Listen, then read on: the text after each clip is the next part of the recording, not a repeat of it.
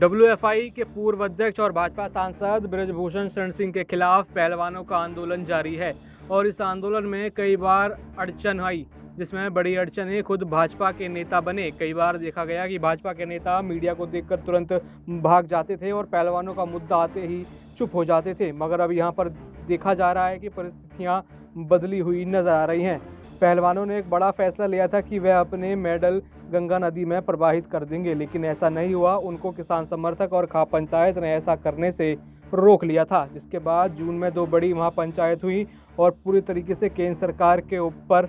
कार्यवाही का दबाव बनाया गया, जिसके बाद ऐलान हुआ कि किसान नेता राकेश टिकैत और पहलवान केंद्रीय गृह मंत्री अमित शाह से मुलाकात करेंगे और यह मुलाकात गृह मंत्री और पहलवानों के बीच हुई, जिसके बाद देखा गया कि ताबड़तोड़ पुलिस ने बृजभूषण शरण सिंह के ऊपर एक्शन लेना शुरू कर दिया। यूपी से लेकर दिल्ली तक उन्होंने खाक छान मारी। उनकी पत्नी से भी पूछताछ की गई, परिवार के अन्य सदस्यों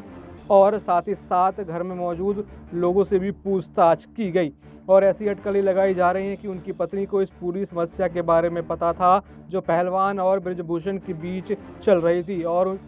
उनकी पत्नी ने भी कई बड़े खुलासे किए हैं। पहलवान और बृजभूषण की तनातनी के बीच एक बड़ा नाम सामने आ रहा था, जो नाम था केंद्रीय खेल मंत्री अनुराग ठाकुर, जिनके ऊपर भी कई आरोप लगाए गए। उनको अपने सांसद को बचाने के लिए आरोप लगाए गए, साथ ही साथ आरोप लगे कि उन्होंने खिलाड़ियों का मान सम्मान के साथ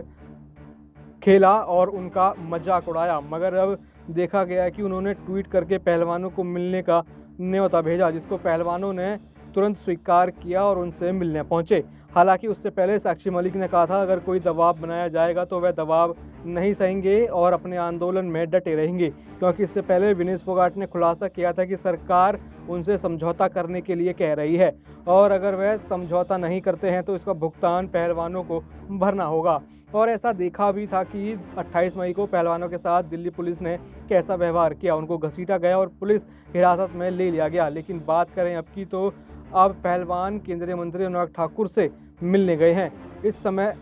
तक मीटिंग खत्म नहीं हुई है और सस्पेंस बना हुआ है कि आखिर इस मीटिंग में क्या होगा। जब पहली मीटिंग केंद्रीय गृह मंत्री अमित शाह के साथ हुई थी, उसके बाद तुरंत ऐसी खबरें वायरल हुई थी कि सभी पहलवान जो है नौकरी पर लौट गए हैं और आंदोलन खत्म हो गया है। इसके ऊपर खुद पहलवानों ने चुप्पी तोड़ी और उन्होंने अपने ट्विटर हैंडल से ट्वीट किया और कहा कि आंदोलन अभी भी जारी है, जहां पर देखा गया कि पूरी तरीके से आईटी सेल का खेल चला और पहलवानों को बदनाम करने की कोशिश की गई। आज पहलवानों की केंद्रीय खेल मंत्री के साथ बैठक चल रही है। इस बैठक में विनेश फोगाट मौजूद नहीं है, इसमें बजरंग पुनिया और साक्षी मलिक हैं। अब देखा जाएगा कि इस बैठक में क्या निकलता है। इस बैठक के बाद फिर दोबारा मनगढ़ंत खबरें वायरल होंगी या बृजभूषण की मुश्किलें और बढ़ेंगी। और देखा जा रहा है कि अब केंद्र सरकार जो पहले पहलवानों का साथ देती हुई नज़र नहीं आ रही थी, अब इससे